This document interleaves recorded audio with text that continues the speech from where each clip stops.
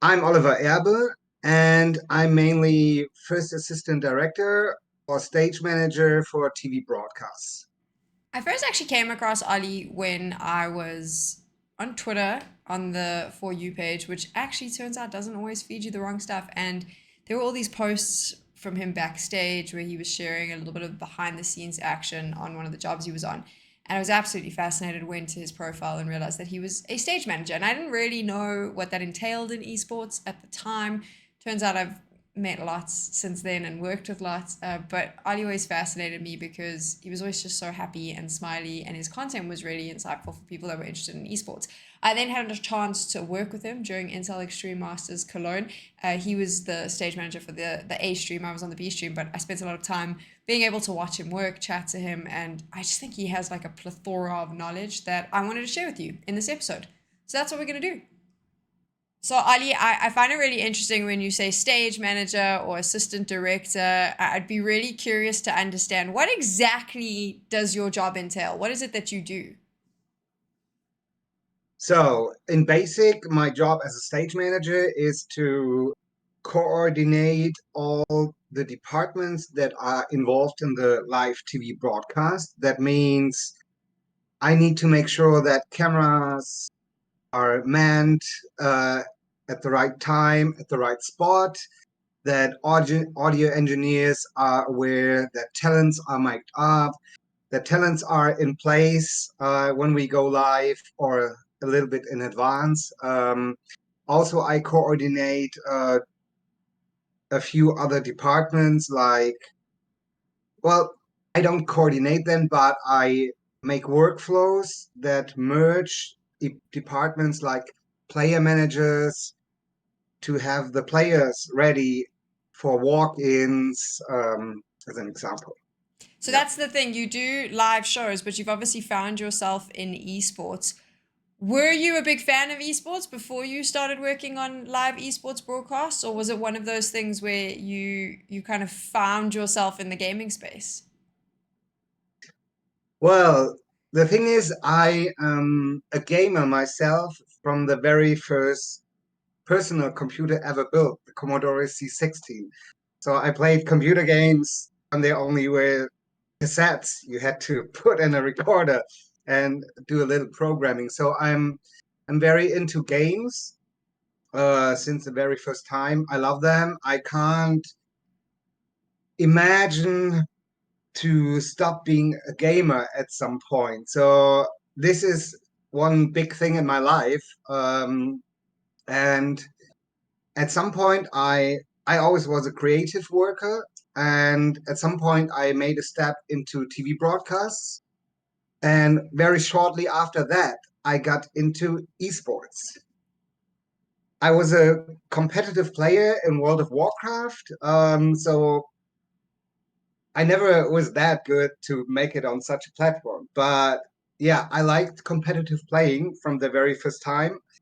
And to be honest, I wasn't into esports that much. I can't say I watched the games of teams playing on a tournament or contest. But since the very first time I ever took place in an esports event back in the days with ESL, it was amazing. And I figured out very quickly that this is the thing I want to do forever. It's amazing because obviously you've now worked on some of the biggest events in the world, and we'll talk more about the esports side of it, but let's go right back to the beginning. When you were growing up, is this the job that you thought you were going to do? What was it that you wanted to be when you were younger? Oh, not at all. So I went through a lot of phases in my life. So I started my first trainee was like um, selling cameras, photo cameras, and computers in a shop. So this is where I got into Technic the first time. And as I'm a very good seller, at least what my ex-boss told me, he saw me becoming a manager of a huge warehouse, um, coordinating all this. And yeah, I was I had a career in this part, but it was never like that I was seeing myself in this. And meanwhile, I was always doing creative stuff. So I did flyers for nightclubs. Yeah, just doing. I love to do creative work. So back in the days with Corel Draw, I started to do all the fancy stuff. Then I swapped to Photoshop. Then I realized, oh, creating pictures with effects and stuff like that could be something that you really want to do. So my first wish was like a virtual FX artist. And when I started digital film and 3D animation, this was the spot where I saw myself. Um, and then my first job in ESL or in esports was as an editor, creating recaps for League of Legends. And I figured out that this is not the thing that makes me happy, even if I thought it would be, because it's two different things. If you just can create something on your own will with your own borders or imaginations, it's one thing. And if you have to deliver something with no goes and how other people wants to have it, it started to bore me very quickly. So yeah, I realized this is not the thing you want to do because I love to sit in front of my computer playing games for ages. Um, but it's terrible if I have to sit in front of it to do work that I don't like. So you have this creative need, you realize that maybe that's not the space for you, and then you grow into where you are now, which I mean, would you say your job's creative? Because I would say your job is more extremely stressful management. Well, in basic, well, the actual stage manager job is kind of creative, but you mostly execute. You mostly execute workflows that already exist. Um, but esports is an evolving thing. So when I really when I did my very first stage manager job, it was just executing. I knew what I had to do. There was um, no boundaries to overstep, or there everything was set, and I just had to execute. But as it was evolving and it got bigger, new setups were created, new workflows had to be created. And this is where I want to do a big shout out to my favorite producer, Tom Eric, who's working in the ESL, who gave me a lot of creative space to be more than a stage manager. So, because I'm very good in optimizing things. And if I see a workflow that already exists, and I mostly see an option how to do it better. So I recommended things how we could do stuff, and over it happened that I got even more into creative stuff, not only regarding workflows. So as I learned how to operate cameras, as I studied digital film, I know how to do framing, how a picture has to be built up to look good. So I made recommendations. Hey, we could frame it like this and then move to this camera, or let's do this metal thing first and then hand over the cold metals because it gives it this workflow and we have space for that. And yeah, I was obviously I did a good job over there. So they let me do it, and this is the creative part that is in my job, to optimize things, to merge the departments and have better workflows to have a better show. There's so much involved in your job, and I've obviously been lucky enough to see you on the job, and I've worked with other stage managers, and where you're in so many groups, like you said, different workflows. You have to liaise with talent and talent managers. You're liaising with player managers who need to speak to teams to try and make sure that you can set that up. You're obviously working with the producers and the other staff to make sure that, like you said, you get the perfect look and feel. And then we take all of that out of studio, put it in a big stadium, and now you've got fire cannons and extra lights and all sorts of other things that you need to do. Why? Maybe not why. Let's go back and can you walk me through? So you've got the grand finals of an event one day. What does your day look like? Where does it start and where does it end? Okay, my day starts with grabbing a coffee, in best case with oat milk without sugar, a large one, very large one. And then I walk to my working space, build up my station, means I open my laptop, open all the sheets I need, starting with the run of show, where every little detail or every part of the show is listed on.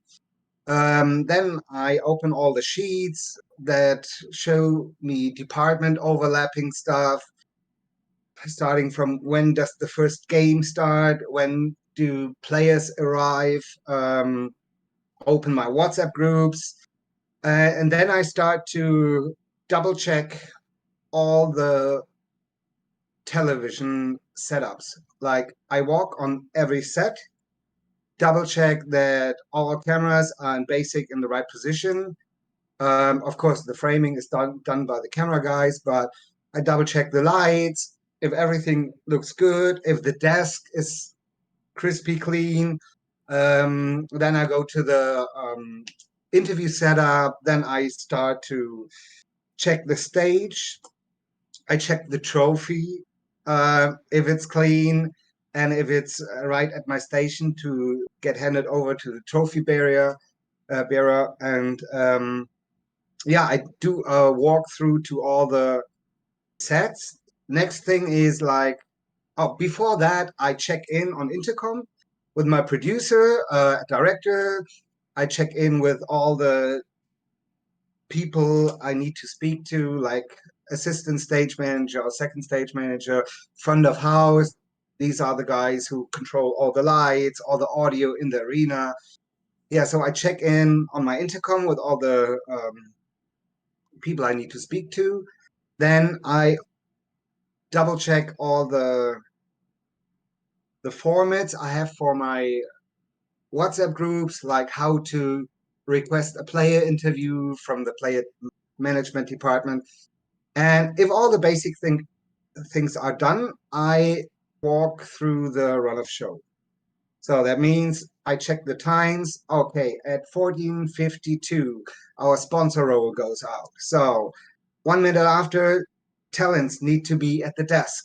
So I do a mini schedule for me that I send out to all the people who are involved, like the talents. So the talents will be on the desk like 10 minutes before the show, that the player managers are aware when I need to have the players off stage after they did their setup, to bring them backstage, to have a comfort time, to get them to the player tunnel without stress.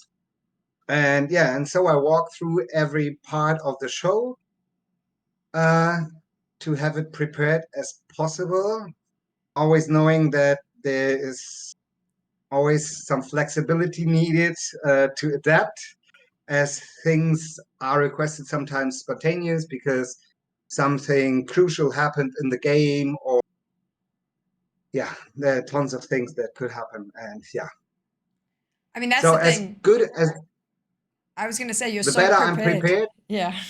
yeah, the better I'm prepared, the more room it gives me to react spontaneous and flexible. So that's just the start of your day. Then the show goes live, and obviously you're on your feet, comms nonstop. Things change on the fly, and you've got to adapt. That must be quite a stressful experience when everything is actually live. Or do you find that the best part? Actually, I find this the best part. What is sometimes being abused by my producers because they know I'm quick and no, just kidding. No, I like this kind of stress. So I like to be prepared.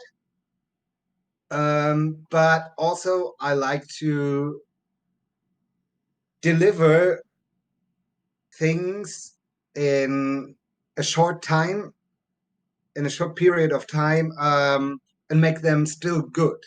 So if I would realize there's a request that is hardly doable, or it wouldn't look good, then I would quite cancel it or recommend to cancel it. Yeah. But I love this positive stress very much. I mean, I think that's why we all do this because we secretly do love that positive stress. What happens at the end of the show though? Because this is the thing. I think the cameras go off, the show is ended, the talents go home, the players go off to celebrate. Do you then leave, or are you still involved in breaking down everything at the end? Oh, I used to be involved in that, but at some point I stepped off because this is just not part of my job, and there's still some things to do. Still, we have interviews going on with press, and I sort out that this is in basic running, even if this is not really my job, but I want to make sure that players are comfortable and getting out safe, and also have to make sure the trophy is not getting lost. So, but yeah, then as soon as we're done with the show, everything slows down very much. Still not in my head because I'm over working all this stuff and my adrenaline level is still very high. And but yeah, mostly we talk together backstage. That means especially my sideline talents, my creative life producer, stage manager, and yeah, we just cheer for each other that we delivered probably a good show, coming down a little bit, and then yeah, then we do some walk around handshakes. Everybody's happy at this point that we had a good show. The better the show, the better, the more the people are happy. But at some point, yeah, I just leave the building and try to sneak on some after party with the talents. I got Yeah. you there. Do you struggle at all? Because this is something I struggle with when you have one of these really good shows. So it is a high stress environment. The show is so good. Do you struggle afterwards for sleep? Because I find we work such long hours and it's high stress that like it becomes quite difficult. We need a lot of downtime in between shows to try and recover because during the events it just feels like your mind is racing the whole time. Depends. So especially when we're somewhere in the world, um, and the day was pretty intense. It takes some time for me to get down and to relax, to slow down my mind, and yeah, at some point fall asleep. Um, at the end of an event, it's not a problem at all for me because I just overthink. I don't really overthink what could have gone better because it's done anyways. So I still do my notes, and there's an after briefing mostly where I can mention stuff, but I'm I try not to take it with me if my job is done. So that's a very important thing for me because in previous jobs, I never stopped working um, when my job was already done, and that was quite stressful for me. So I'm quite happy with what I do right now because I appear on an event. I can bring in all my knowledge. Over the event, of course, I overthink after a day and do recommendations or what could go better or whatever. But if the event is done, I'm just focusing on the after party, doing some socializing and networking, having fun, and enjoying what we delivered. And then I'm very relaxed. It's something I have to learn how to let it go because I always like will overthink afterwards all the things I could have, should have done. So maybe a lesson I need to take from this. I want to go right back to the beginning. We spoke about you obviously starting in sales. Oh, well, wait, yes. One thing, one thing, one thing I struggle with is sometimes the farther I go, the further I go and come back home, sometimes 3 days after, or it maybe takes 3 days, I wake up in the middle of the night in my own bedroom and I just don't know where I am. And I'm just wondering, why is it so dark here? There should be lights. Where is my cameraman? We have to do an interview. And then I slowly recognize, oh no, there's no call time today. You're off. You're done. You can sleep. And that's quite um, interesting, I'd say. That Some it people means say the soul travels slower than the body. Maybe it's because of that. maybe it is. That is an interesting one. Just shows that your brain isn't completely switched off from work. I Yeah. wanted to know, did you study anything for the job you're currently in? Was it something that you learned on the job? How did it work? Um, I did a lot of self-studying with computer programs and creative stuff in my youth and later on. But actually, I studied digital film and 3D animation at the School of Audio Engineering here in Germany, in Cologne. It was a basic studium full time, and it was for 1 year. And it gave me all the basic knowledge from every department, like operating a camera, how to do a light setup, how microphone works, how audio waves works, how light works, stuff like that. So this is a great advantage, I guess. And I after this year, I was had to think over if I want to go 1 year further to get a bachelor for that, or if I want to start working. And as the second year was mostly about how to build up business and stuff, what I learned in previous jobs 2, 3 times, I decided the title is not worth it to lose 1 more year, as no one really asks for a title in this industry, more like what you've done before. So after this year, I decided to step right into the job. Started with creating product movies from low budget to high quality movies. And at some point, um, a colleague who I knew from studying said, "Hey, Ollie, they need this editor for League of Legends. Please, it's a good job. Join us." That was my spot where I stepped into esports and ESL, and yeah, but I studied. There we go. And it obviously working on the job helped as well. I want to turn the conversation around now. This is Yes. always a difficult question, but we'll have nicer ones afterwards. What would you say is the hardest part about your job? If there's one thing that you think is pretty tough, what would it be? Um, Being away from home that long and that often.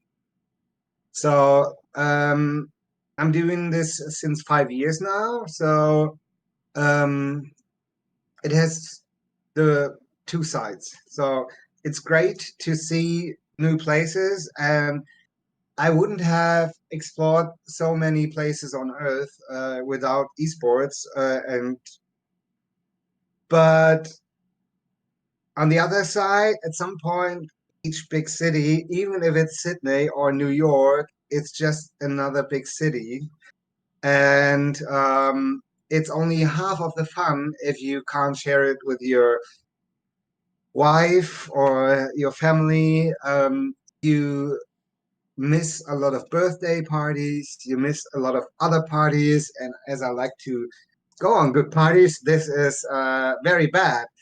Over the time, I of course created new fans within the esports family, but yeah, without the support of my family, it would be hard to proceed because yeah, like almost half of the year I'm not at home.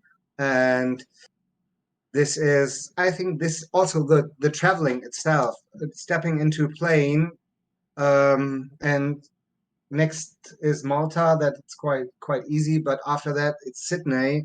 Stepping into a plane and flying somewhere that takes 20, 30, or some days even 40 hours is just a pain in the ass. And it's super exhausting. And yeah, it took me some time to explain that also to my family, as they were, oh, you always go away. It must be so much fun. Yeah, it is, but it's also very exhausting and it's a great hustle. And yeah, it's that I think is the biggest uh, difficulty in this job. It's interesting because a lot of the people I've spoken to on this podcast have had a similar sentiment when you ask them about what's difficult. And also, where you mentioned with your family, I find it quite hard to explain because I think a lot of people think, oh, it must be so nice. You get to fly to all these different countries. And in their mind, when you're going to another country, you're going on holiday, right? So they're always like, oh, what did you see? What did you do? And you have to explain, well, I landed and maybe I had one day off, but the rest of the time we're working. It's not us sightseeing. We don't get to go and see everything. We got to fit what someone might do in a week on holiday. We have to fit into maybe 1 or 2 days. So it's not quite the same. And as you mentioned as well, it's a little bit strange because you're not doing it with your friends or your family. You tend to be doing it with a very different family, which is your work colleague. So I completely understand that. And I think it's something that a lot of people don't realize in live broadcasts that comes with the territory. But let's flip it around now. What would you say is the best thing about your job? The arena days, definitely the arena days, because I love quite a lot of um, things in my job, but if you work through a group stage, what is also very exhausting, and you come to an arena day and you realize the moment the doors open and all the people rush into the arena, and you're so excited to deliver a great show, and then you just step around the corner from backstage to the inner field and see all these people freaking out and cheering for their favorite team, or if it's already out, cheering just for some good Counter Strike. That still gives me goosebumps, and it's still the thing I like the most, because yeah, if I there's some spots over the day where I have some time to um, breathe, and very often I use it to sit in the inner field and watch 1 or 2 rounds of Counter Strike and soak in the energy of the arena. And yeah, this is what I enjoy the most, the feedback we get from the people, the energy, and that's yeah, that's unbelievable good. It's the best feeling. And if you had to take a look back now on the last few years, what is the one event where you worked that you think is the highlight, where you look back on that and just think that was the moment where you just went, wow, I love my job. I think it was,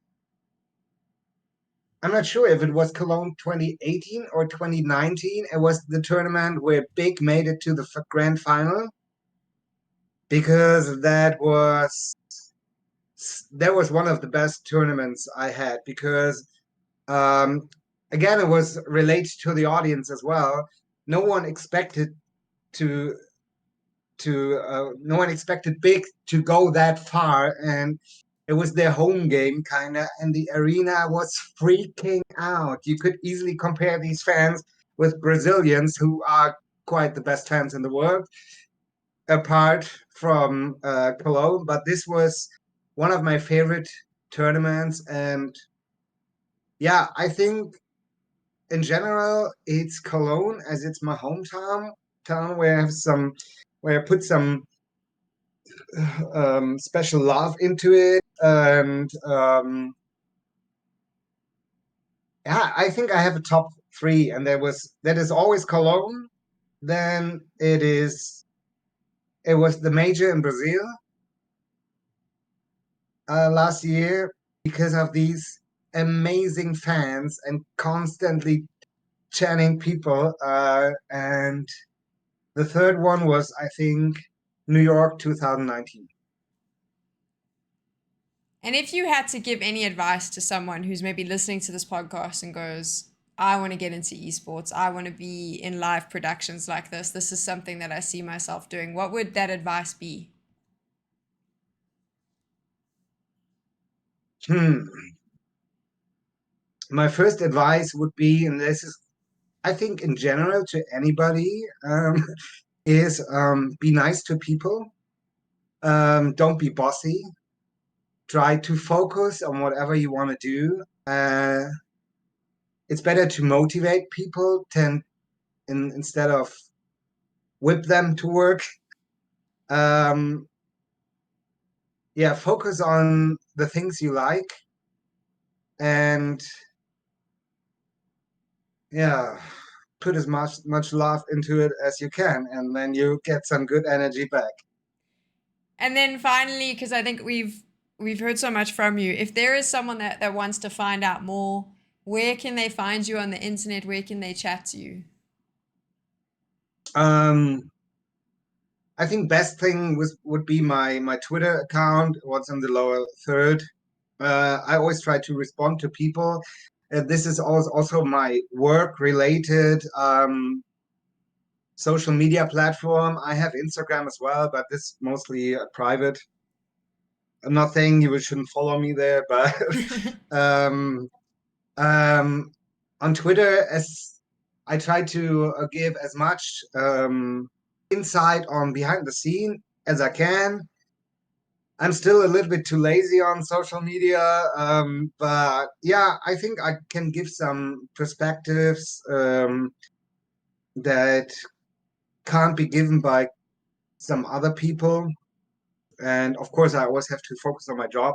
But if I have a minute or can do some recordings, I mostly post it on Twitter, and this is where you can also reach out to me and ask questions or stuff like that. Yeah. That's where I found you, and where before I even got to work with you, I used to follow because I love your behind the scenes takes, and I learned so much just from looking at your Twitter account. So definitely go check it out. And obviously, if you see Ollie at events, give him a fist bump, but don't bug him too much because he's probably running around very busy.